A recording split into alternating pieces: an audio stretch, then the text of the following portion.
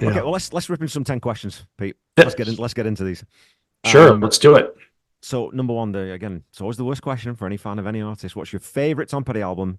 If you had to only pick one, and I'm pretty sure I know the answer to this. By a country mile, Kev. I hate to, there's lots of tens out of tens, I think, in his catalog, at least a Yeah. few, but yeah, Wildflowers by a large stretch for me. I think that just the way that he committed to that sound, there is such a big sea change between the Jeff Lynne production and that side of his career, and then what he let Rick Rubin do to Yeah. his, it has to be Rick's vision, right? There's no way that that he's putting out a song like "It's Good to Be King" if Rick Rubin isn't steering him in a direction that he hadn't been steered before, and him just completely committing to it. And I think that whole album is just, that's what it's about for me, is just this commitment to this vision where everybody's on the same page. And it took forever, right? Yeah. It took like 18 months to record that thing.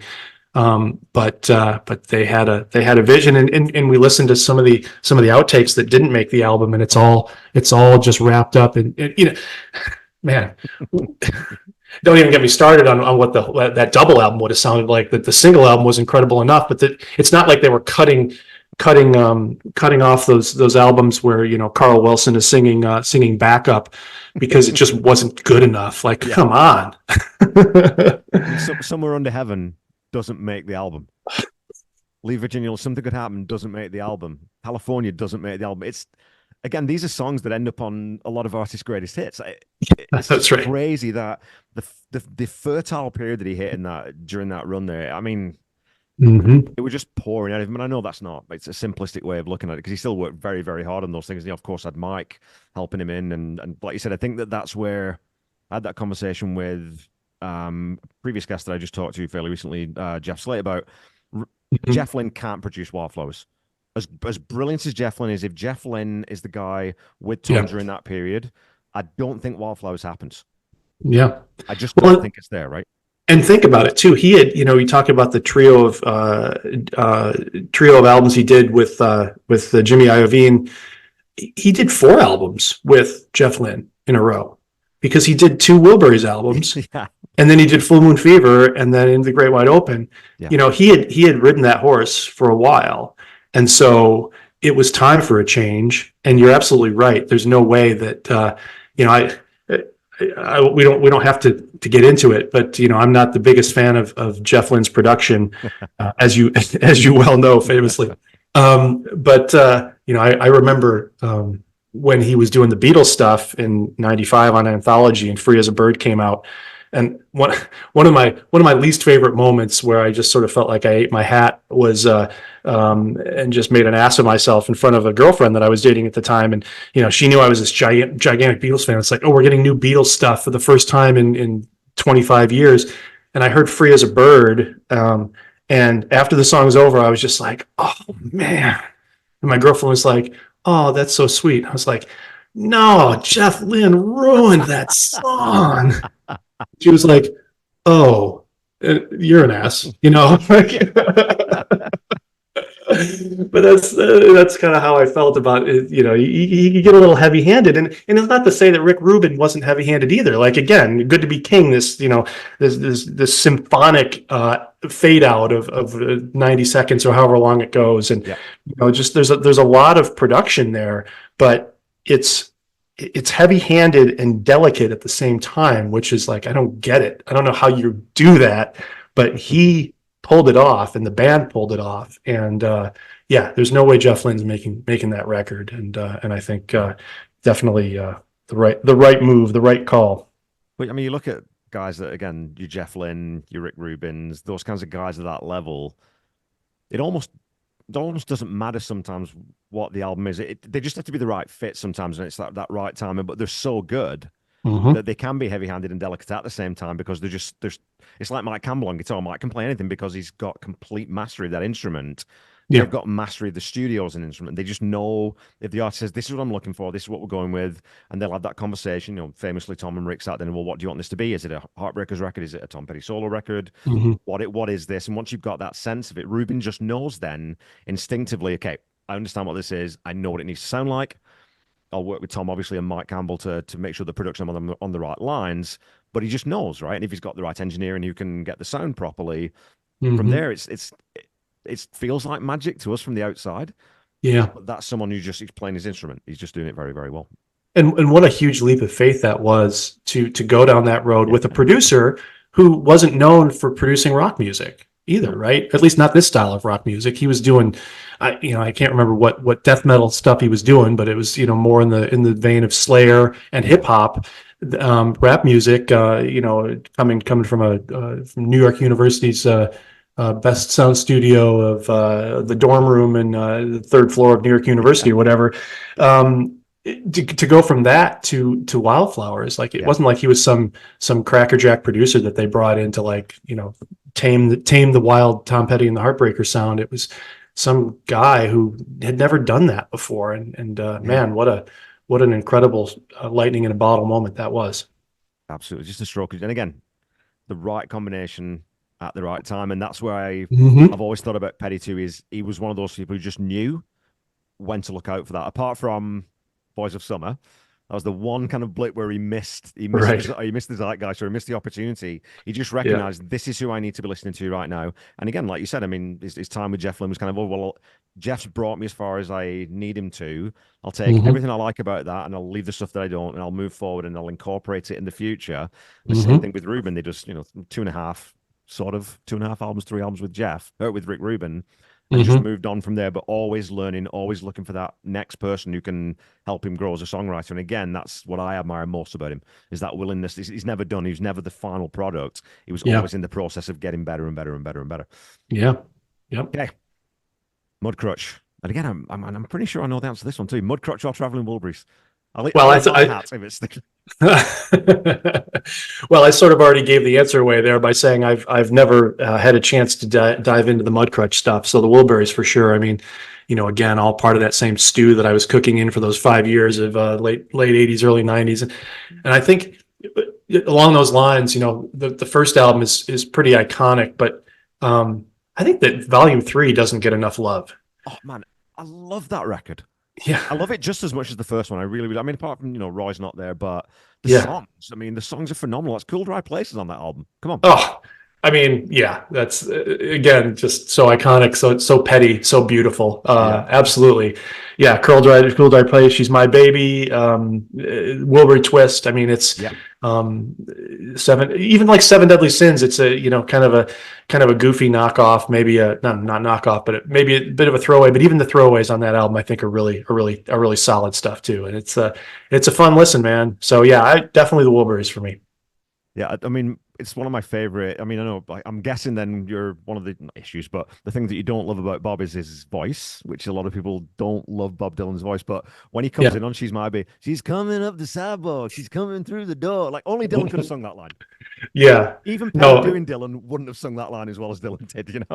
for sure. Yeah. No, that's right. I mean, and it's funny, like I'm a huge Neil Young fan, and Neil Young isn't exactly known for being a crooner either, or a smooth dulcet sounds of Neil Young on Rust Never Sleeps. But there's, I don't know what it is. Something about Dylan has just never stuck with Yeah. me as something that I wanted to sit down and enjoy and listen. But It's yeah, in small doses and as part of the Wilburys, there's absolutely nothing wrong with hearing a little Dylan, So you and kind of like him as a seasoning, just not as a main dish, right? That's a a little pinch of Dylan goes a little long pinch of way. Dylan. It's funny though, you brought that up though. When you think about it on paper, Tom Petty, Bob Dylan, Jeff Lynne, Roy Orbison, and George Harrison vocally should not work. That's not five voices that you would think, oh, we should put those five guys together. They'll sound great together. It's not like the Right. Eagles. I mean, well, no, how's that going to work? And yet, it's Yep. almost like, well, no one sounds better in some places. It's like, Mm-hmm. I'm a That's a huge good Wolves fan. point. That's a good point. Well, you raised it, like you made me think of that. So, Oh um, yeah. so if you could join the Heartbreakers on stage for one song, what would it be, and what instrument would you play and or sing? I thought this was going to be a hard one. Some of these questions are pretty difficult. And when I saw this one, I was like, how am I going to answer this? But when I found it, it was real easy, and it would be Running Down a Dream. Okay. And I think that what I love about that song, I would definitely be one of the guitars on that song. It is so simple that I couldn't possibly mess it up.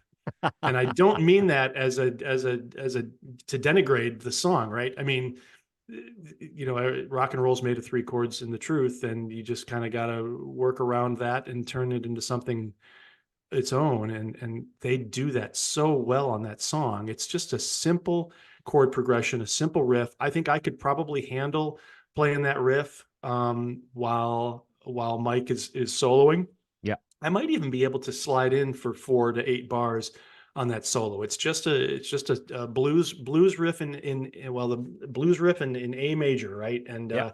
it's a very simple. Now I couldn't do it for the 2 minute fade out, and which is what he's able to do, and that's what makes him so special, is that he can do that and make you follow along. And I just imagine. Can you just imagine being up on stage during that 2 minute solo, and just like him hitting high parts to that solo, and then taking it up another level, and then thinking that you're in music nirvana, and then suddenly it goes somewhere else and just blows your mind out totally to smithereens. Yeah. That song, if I could be a part of that somehow on stage, that would be the one for me. That's one thing I've noticed when I watch the Heartbreakers live too, is Tom and Benmont both really enjoy watching Mike Campbell. And Tom and Mike Yes. both really enjoy Yeah. watching Benmont when he's soloing. Because at that point, there's a lot of Yeah. communication, non-verbal communication goes on stage within a band. But when you're soloing and you know you're going to be soloing for 16 bars, Tom doesn't need to be watching Mike because he's not looking for any cues. He's just watching his friend rock out. And I Hmm. love that they still, even on the 40th anniversary tour where you can still see that. I love that. I think that's so Yeah. cool because it means that the band was more important than, all the trappings of it to Tom and all of them. That's a good point. A lot of times, like, I don't know that Van Halen did this, but I imagine Van Halen did this, where like Eddie Van Halen solos, and Mike, Anthony goes off stage and grabs a beer, or Yeah. I can just imagine these bands, and you've seen these bands where everybody disappears, and it's just the one guy out there doing his thing for 2 minutes or whatever, and restroom break, whatever's going on. And you're right. The Heartbreakers never did that. They appreciated each other's musicianship, and they just liked watching their friends jam. And Yeah. that was very cool. Yeah, totally agree. That's a good call. It always makes me connect with it. Okay. Question 4. Who would be your dream opening act at a Tom Petty and the Heartbreakers concert? Who opened for them when you saw them, as an aside? It's funny. I didn't remember, and I actually looked this up, and it was somebody that I don't know. I believe his name was Chris Whitley. Oh, okay. Um, and I don't know. I don't remember the opening act. I can't say that. Yeah, I don't know if I got there late or what it Okay. was. It was 30 some years ago. So yeah, I don't have a whole lot of memory there. But as far as dream opening act for Petty, I'd have to say the Foo Fighters. And uh, Nice. and I think, I know you're a Foo fan. I am. Um, I have never had a chance to see them. I was supposed to see them at Jazz Fest here in New Orleans last year, and unfortunately, Taylor Hawkins um, passed Yep. away like 6 weeks before the show, something like that.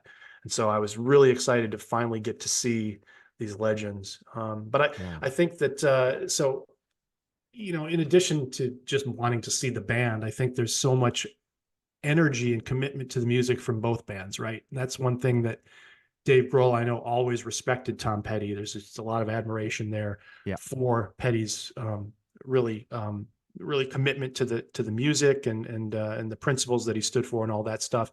I imagine if the Foo Fighters opened for Petty, there might be some cross pollination. You can just imagine Dave getting up on stage and bashing out Honeybee again Yeah. during the Heartbreaker set, maybe even taking lead vocals or lead guitar, dueling lead guitars on American Girl with Mike. So I think there would be some really cool synergy going Yeah. on between those two, as well as just the history that they had of actually being in the same band together for one magic night in 1994. We're interesting because yeah, I mean, Dave coming on to do Honeybee would that's a no-brainer. That would be super cool, and almost certainly that would have happened, right? Because Dave Right. likes playing with people, and Tom would have been all over that. But be Yep. interesting to think about what song Petty would have gone and played and sat in with Foo Fighters. I'm gonna have to have a little bit of a think about that, because that'd be an interesting Yeah. one to think about too. It could be whether they do something off, the second record on In Your Honor, the more acousticy stuff, whether we do something like that, or whether he just come out and shred, come out let Tom Petty do Pretender. No, so, Right. Right.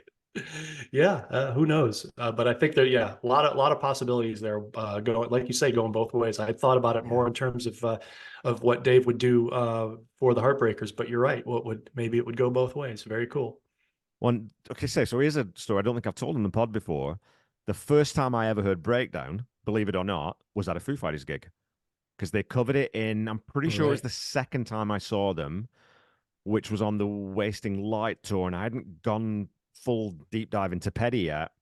And they did Breakdown. I'm like, holy shit, this is a good song. Is this a new? I think it's like a new album track or Hmm. something? Or Yeah. so I look it up on Setlist.fm or I was talking to someone or other, and it's like, that's Tom Petty. Oh, Hmm. what album's this off? That's off the debut. It's off the It's definitely debut. like, oh wow, okay, well I've got to go back and listen to that then. And that, you know what, that might well have been the turning point with me going back and really Huh. digging into those first few albums. Now that I'm thinking about that, so Yeah. Look yeah, at good old Dave that. Grohl. That's nice. I'm impressed that I'm able to get new stories from you. I have a feeling that half the stories I tell, you're like, yeah, we've trod this ground several times with the guest hosts that we've had here. So yeah, getting some new content out of Kevin Brown. This is fantastic. Doesn't happen very often. It's also my memory. I don't know if I've talked about that before. Right. Yeah, Cal, that was three episodes ago, but yeah, sure. Think You, what you you, want, whatever. Kev, you talk about this every time you talk to a guest. Okay, favorite band member Oh, other you than said Tom. it. You actually said it. You un, unwittingly fell into saying Benmont Ah, without even realizing it. I mean, just like everybody that answers this question, it's like they're all my favorite heartbreaker. yeah, Um, Everybody has their charms for sure. I think there's always been something, and I'll go back to the early days of the video era. For whatever reason, I just remember that he had kind of that afro going yeah, early in the Heartbreakers career, and there was just something automatically, I don't know, mesmerizing, cool about him. He's always had that cool demeanor, like not above it, but certainly like somebody that knows they're there for all the right reasons and wants yeah.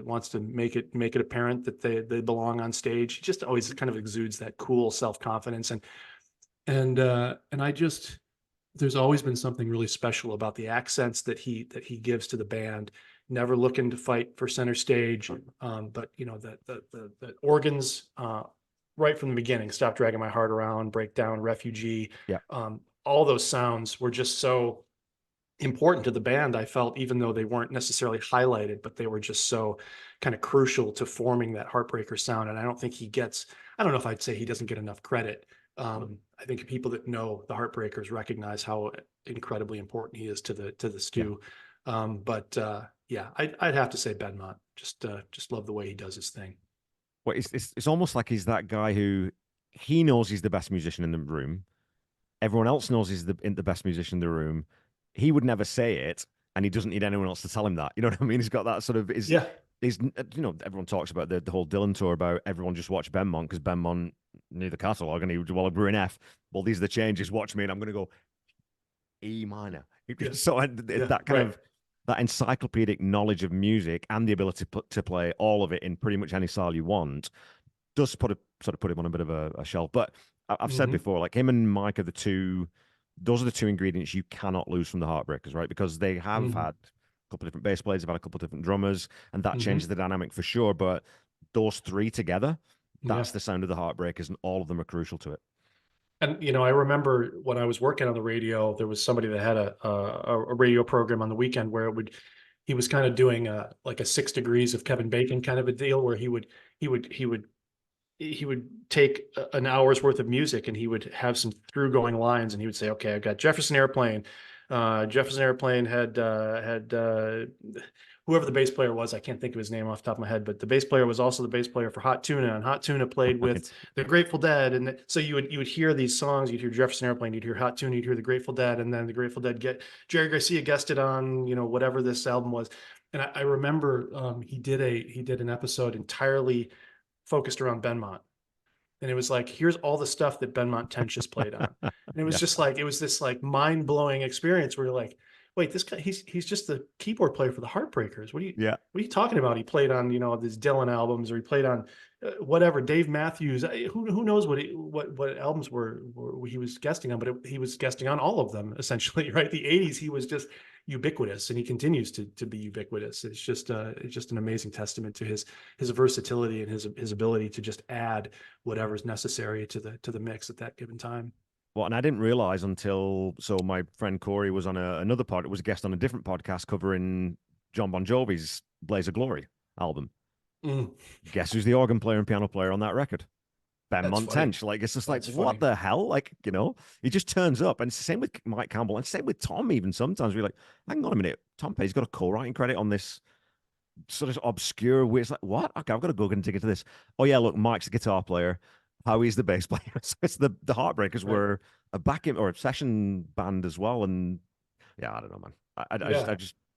I, they're what they're underrated for, I think, more than anything else, is being a band. And even Yeah. after the Fillmore document that we got, the box set showcases really how good they were. If you're not a musician, I just don't think you care about that stuff, right? Mm, yeah. It doesn't really matter if you're not a musician, but if you are a musician, you look at that and you think, yeah, well, that's a big yardstick to live up to. Well, Sure enough. Yeah. Absolutely.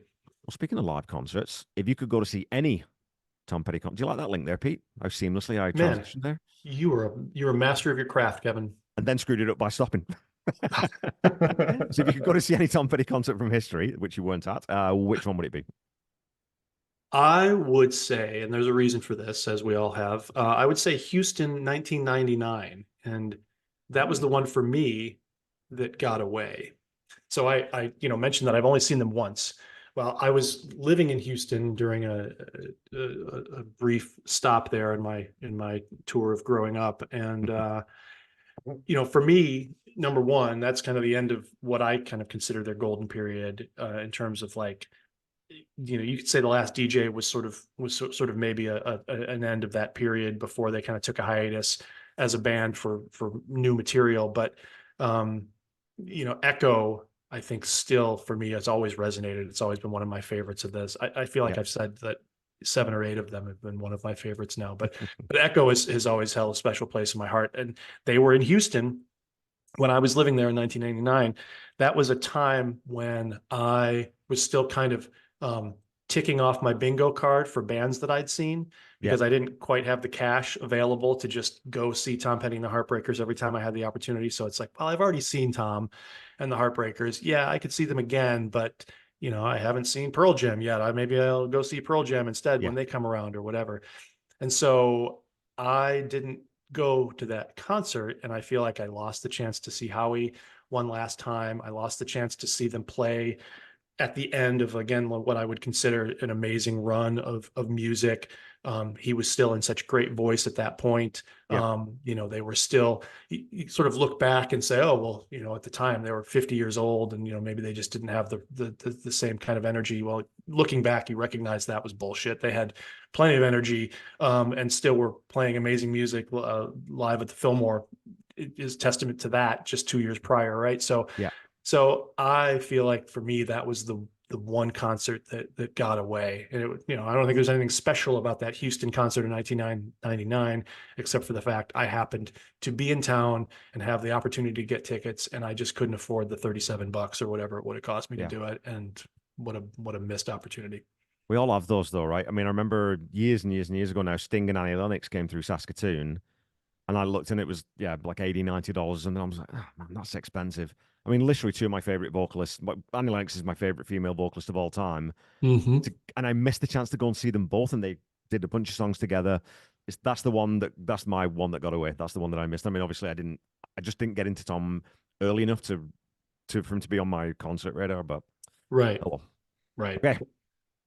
Walls Circus or Walls number three, which is your favorite version? I'd have to go with Wall's Circus.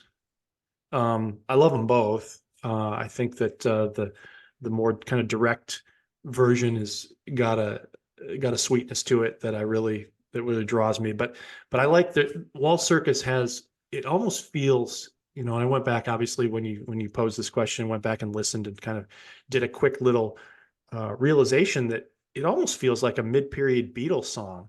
There's these psychedelic elements to it Yeah. with the keyboards coming in and out, and you know, at one point I think the keyboards even kind of fall off, almost like you know, accidents being played, almost like you're listening to Blue Jay Way from Magical Mystery Tour by the Beatles. And so there's this keyboard swells, the psych, sort of this mildly psychedelic elements to it, and then of course the harmonies. You know, I'm a I wouldn't call myself I'm a big Lindsey Buckingham fan, but Yeah. you know, Lindsey Buckingham adds a lot to that, and just the clattering guitars, the shimmering guitars in there, some stabs of strings going in and out. It's a production masterpiece. I love that song. I think it's great. So I'm gonna go Wall's Circus, and I will say, speaking of Lindsey, also gives me the opportunity to say that I saw him play a solo show in Houston in 2009, maybe. Okay. And it was at this little place that doesn't exist anymore. It's called Fitzgerald's, but it's a parking lot now, a little paved paradise situation. But I saw some of the best concerts there, and I saw Lindsey Buckingham, and I went by myself, and I got there early enough that I was able to get right up next to the stage. This place held maybe 600 people, 700 people. Oh, And wow. I got to be 15 feet from Lindsey Buckingham and just watch him work. And you know, I was there by myself, which sometimes you'll recognize, right? It's good to go with friends, but sometimes it's also really cool to just be there in the moment Yeah. by yourself And and just not. not have to worry about say, hey, that was really cool. I can just watch to Mhm. like a stalker like level of focus. Just watch what and tell you, man. Like I saw him live with Fleetwood Mac a few years ago Mm. now. Another guy who's frighteningly good on guitar. I didn't Oh realize God. how good a guitarist that guy is. You know? So I think he probably played. I agree, and I think he probably played "Big Love." Do you know that song, Yeah. "Big Love" by Fleetwood Mac? Oh yeah. So it's a tour de force on the guitar, and I think I've seen live versions of it, even when he was with Fleetwood Mac, where he basically plays it almost solo, and he just Yeah. has this acoustic guitar, and he's finger picking. He's got I think he must have at least 16 fingers on his right hand as he's finger picking the song, and he sings the song, and in the solo show he literally just had a like a backing track, and he, you know, so there wasn't a whole lot of improvisation because you're not able to improvise if you know that the song is going to be exactly Yeah. 3 minutes and 17 seconds long or whatever as he clicks the backing track. But it made it that much more kind of just like him in the moment being able to do what he was doing by himself, which again allows you to focus just on him. But Big Love, he's just there like, and he just going crazy. And then he sings it. And at the end, he just gets into this like incredible shrieks. And, and, it goes on where in the song, you know, ho, ho, ha, Yeah. ho, ha. And he's doing that, but he's building and he's building, he's getting louder, he's getting louder. And the crowd is just sitting there like, what kind of like Svengali trance does he have us in? Everybody is just there. And then he ends and he hits the chord and he just sort of falls limp. And the crowd just goes up like, I don't know, like we just got word that we Yeah. won the war. Just, and it was the most incredible moment, one of the most incredible live experiences of my life. And there Yeah. again, I was lucky enough to be in the right place at the right time, 20 feet from him while this was happening. And so for me, Wall's Circus for all sorts of reasons, Yeah. but one reason being that Lindsey Buckingham is also a part of that song, and he's a pretty cool dude. That's a pretty damn good reason, man. Yeah. Okay. Next question. If you could pick any, and this is, you've heard me say this before on episodes, this is my favorite question. This has become my favorite question because it always throws up really, really interesting Oh, combinations. So if you yeah. could pick any artist to cover any Tom Petty song, which artist and which song? This is a black hole question, if I ever heard one. I mean, this could take days of research and you still wouldn't come to the proper solution. It's like trying to find the theory of relativity using you know, the back of a matchbook or something. It I enjoyed this one. I what I came to, and let's see if you appreciate this. I would say the Black Crows, and I would go with Change of Heart. Yes, And I I say am that, 100% in. yeah, I think that, there's a swagger to that song that I think would fit perfectly on Southern Harmony and Yeah, musical companion and Southern. I always forget the Southern Harmony and it's Musical Association of Crows fans just call it. Freemasons or We something. just call it the second album. Okay, yeah. Southern Harmony and Musical Companion, I think is what it's called. But just imagine Remedy, them sort of swaggering to Remedy Yeah, and the Robinson brothers just kicking into down down down down down down. I think it would be sweet, man. And I think I choose that song too because it's one of those songs that is a classic Petty song, but it's not considered kind of in the upper echelon of Petty songs. yeah, And I don't want like I think about Aerosmith doing Come Together. And every time I hear Aerosmith doing Come Together, I think they do a fantastic job with it. But every time I hear it, I think, oh yeah, this is that Beatles song Come Together that is iconic and is one of my favorite Beatles songs. yeah, And yeah, this is really good what they're doing. Now let me go hear the original because that's better. Or that's iconic, or that's what it is. That's that song. yeah, I don't think Change of Heart has that same baggage associated with it. So I think you could take it as a musician and kind of make it your own without feeling like everybody was just going to compare it to the original. yeah. And I also, there's no guitar solo on that song, which I think is interesting. And I think that Rich Robinson would have a real good opportunity to sort of give a 90-second fade out and just shred away Yeah. as the song comes to a conclusion. So I'd say, yeah, Black Crowes, Change of Heart. When a band that also has a fantastic keyboard player. I mean, I love and I'm not too sure of his name. Great keyboard player, great piano player. Could fill in an accent, like you said. I mean, the same way that Benmont does, Mm-hmm. maybe a little bit Yeah. more overtly sometimes than some of the Crow stuff, but would fit really well. I mean, talk about songs that would fit Chris Robinson's voice. Yes. Holy hell! I mean, I've said, Yep. I'm pretty sure I've said this on the pod before, but I've always said that if I could take anyone's voice, if a genie came and said, "I'll give you anyone's voice," I mean, I wouldn't want Freddie Mercury's voice because that's just too much responsibility. That's too big. Chris Robinson, that's the guy I want to be able to sing like. I adore that guy's voice.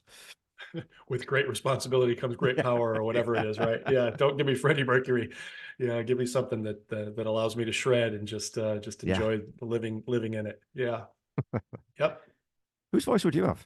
Just incidentally, as a little sidebar there, whose voice would you pick if you could have anyone's? Well, I don't know about whose voice I would have. I think that the voice that I think have appreciated the most is Paul McCartney's. Yeah, And I think that and maybe this is kind of what happens when you outlive your songwriter slash competitor by 45 years. I think people are recognizing his versatility, his ability to sing some of the Kansas City Hey Hey Hey Hey off of the early stuff, yeah, to be able to do Band on the Run, to be able to do Jet, to shred, but then be able to do Bluebird on yeah, Blackbird and um, Bluebird and Blackbird. I meant to say Blackbird originally, but of course Bluebird also a Band on the Run track. But he the versatility that guy has yeah, can sound so sweet, and then shred and I had a chance to see him in 2011, and his voice in 2011 was still top of his game. Unfortunately the last 10 years, it happens when you turn 80. It turns out yeah, your voice doesn't sound like you're 35 anymore or whatever. But even in 2011, he sang 40 songs on that tour. yeah, That show was just an unbelievable hit parade. And I don't know if it was 40 songs, but it was definitely 30 something. It was one of those 3 hour shows that he was doing night in, night out, yeah. was able to sing every song impeccably. And so I would say if I could get anywhere close to what Paul McCartney sounds like, if we should all be so lucky. Getting that, and it's always frustrated me, and in the whole, like you said, Lennon died, and that cut his legacy off at that point when he was still basically at the peak. When Hmm. McCartney had the audacity to not get murdered, and carry on making music. Why? Who gave him the right to do that at all? But he Yeah. kept making brilliant records, like Memory Almost Full. Oh, Again, yeah. another just massively underrated record. Mr. Bellamy's one of my favorite McCartney track. Anyway, but I was just looked up here. So I saw him in 2013, which probably was that same tour. Maybe that was the year too. I can't remember if it was 11 or 13, but it was in that same time frame. 39 songs. I mean, and I remember like being in a stadium for Live and Let Die was just that's something everyone just needs to see. You need to go and see that song live. But the one for Hmm. me that did it was Mulligan Tire. Like singing along with Mulligan Tire because it's one Hmm. of those songs that I think gets overlooked. But it's just if you can sing along with that, with the pipe band, with the Mm. bagpipes, there was something in that. I just started bawling my eyes out. My wife's looking at me like, "Oh, we've been here for 2.5 hours. What's up with you now? You don't get it. This song means everything to me." Well, and that's certainly true in Britain, right? Mull of Kintyre, famously, no one knows that song in America. Yeah, I know, No I one, no know. one knows it. No, I mean, I'm a huge Beatles fan. I can't sing the melody to Mull of Kintyre, and I know Paul McCartney's solo stuff. I don't know what it sounds like. I've heard it maybe 6 times in my life, and that That's was the funny. what was that the biggest selling single of all time in the UK It up was, to I that think it point. was McCartney's biggest Yeah, solo single. Yeah, I mean, you know what? I can see why an American audience might not be attuned to its nuance, Pete. That's the problem. sure. It's too sophisticated. It's so Yeah, basic. that's It's what it so is. That's what basic. it is. What are these bag pippies he's got going on there? I don't understand your your crazy musical tastes. Well, bagpipes in pop music isn't really going to fly most places anyway, right? So, Fair enough. although I Fair guess enough. AC/DC and what song is it? What is it? I don't know. A Long Way to the Top. There's well, it's not really a bagpipe, it's the keyboard, but when they play it live, they bring the pipes Ah, out. So okay. yeah. Yeah. Okay, number There you nine. go. What song do you most frequently recommend to people who don't know Tom's music? And I've realized this is a crap question because it depends on the person, but take your best run at it. Well, no, this isn't so bad. I actually didn't have a hard time with this one. This one for me would be Mary Jane's Last Dance. Okay. Um, I think for me that greasy guitar riff, that pettiness vocal delivery. She grew up in the Indiana town, and it just it just is perfect. Just slots right in with what Petty's all about. It's just so catchy. And I actually have played that song. That's one of my favorite songs to play live when I used to be out in front of people, Yeah. and I've played that with my daughters, and they've sung along to it, and they've grown to know Tom Petty through that song as an introduction. So Oh, for that's awesome. me, that is their entryway into what I hope is a lifetime, at least understanding and hopefully appreciation of what their dad finds special about music. And so Yeah. I'd say, yeah, Mary Jane's Last Dance. That's very cool. That's very, Yeah. very cool. And I think it is another one of those that I sometimes think it's basically a perfect song. Yes. I don't know what you would Hmm. add or subtract from it to make it any better. And it's timeless. Like it still sounds as good today as it did in 93 when it was released. Absolutely. It is timeless. And it's so, I would say in some regards that it's the easy answer to say it's just so representative of Tom Petty. It's actually doesn't sound like much of anything that he has done. Like I can't think there's something about it that, as you say, is timeless, but also very original and very kind of distinct. It Yeah. doesn't it doesn't seem like it would fit in real well with Wildflowers, even though it was recorded during the session where they just went off into a different studio and recorded this song with Yeah. Stan Lynch, where he basically was like, "Okay, peace out. I just played the best drum track you're ever going to hear me play. Drop the drumsticks and out the door." But there's something just very original, even though it's distinctly Petty, it's also distinctly distinct in Its his own thing. catalog. And I don't know why, I don't know how that, I don't even know if that makes sense, but it feels like it's its own thing. It doesn't fit on Into the Great Wide Open. It doesn't really seem like it would slot into the Wildflowers sessions. It's just its own standalone, perfect little time capsule that, as you said, is timeless. There's so many of those songs that I've found going through the catalog that I find myself saying, we haven't heard anything even vaguely like this from Tom yet.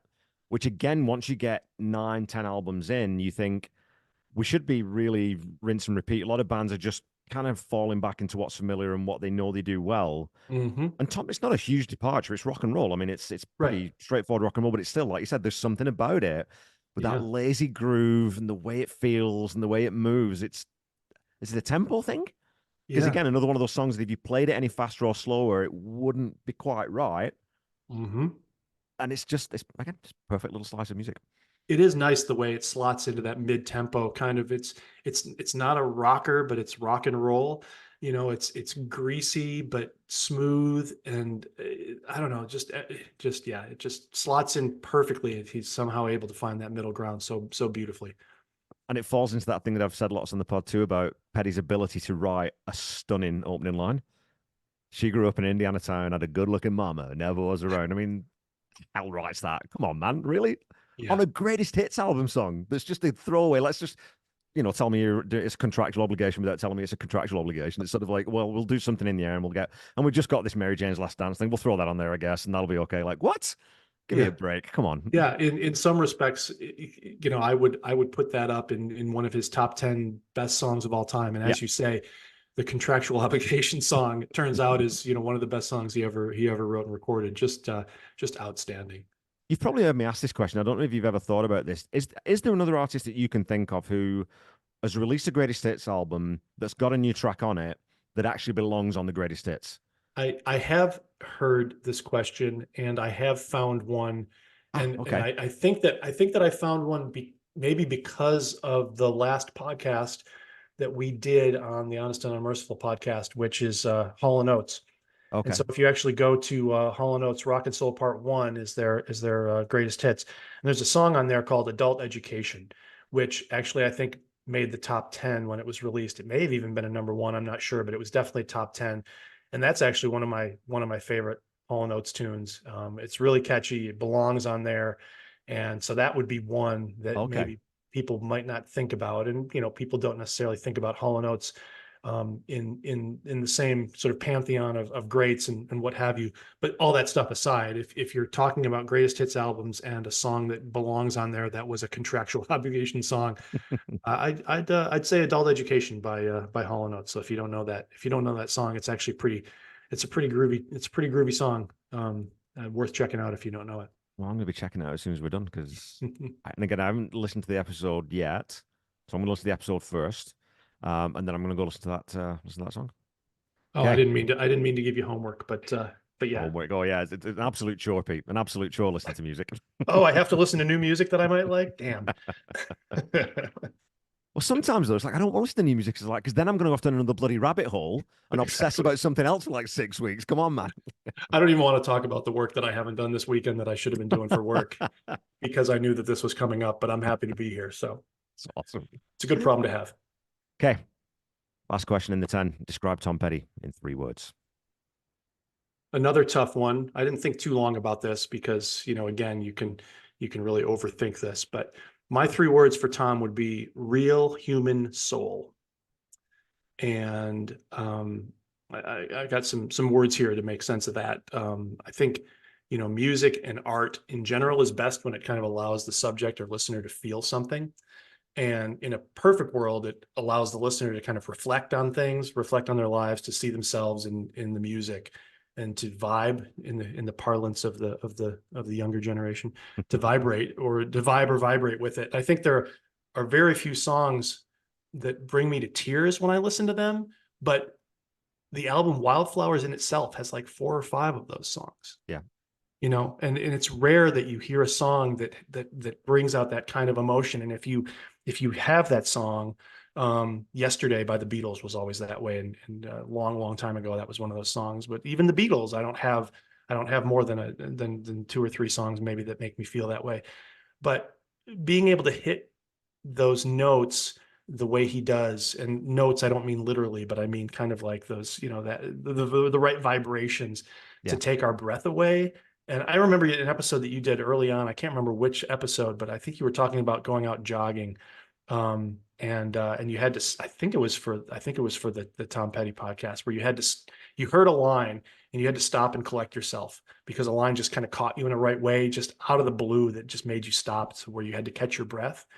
Yeah. And how many artists have the ability to do that. How many artists have the ability to sort of take that emotion and bring it to the surface? You know, movies can do that, but movies, you're seeing all the senses. You've got the soundtrack of the movie, you've got the visuals, you've got the human, there's a human on screen crying and it makes you want to cry and whatever. Yeah. But this is just one thing that you've got. You've got just music, and Yeah. just being able to do that and to be able to bring that well out into the open is just, it's just special. So real human soul for me, I think that speaks for itself.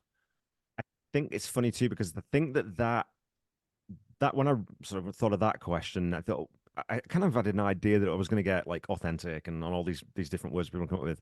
It's surprised me until I really got into Petty and into the fandom that it's the connection with him as much Yeah. it is the music, and that's because he come what you're talking about there is that connection with a songwriter as Mm, much as the music, right? Because the connections with another human being. And that's yeah. where Tom, I think, does have that special place with a lot of us fans is that we love the songs, and I like rocking out to "You Wreck Me," and I love tapping my foot to "Candy" or the Apartment song, or those. They're just fun, Hmm. the fun songs, but the ones where you really connect to them, Yeah. that's the thing that makes it special, right? That's the thing that really draws us back and back and back and back. Hmm. I think absolutely. He was a special human, man, and just that ability. I couldn't say it better than what you just did. Real human soul, and there you go.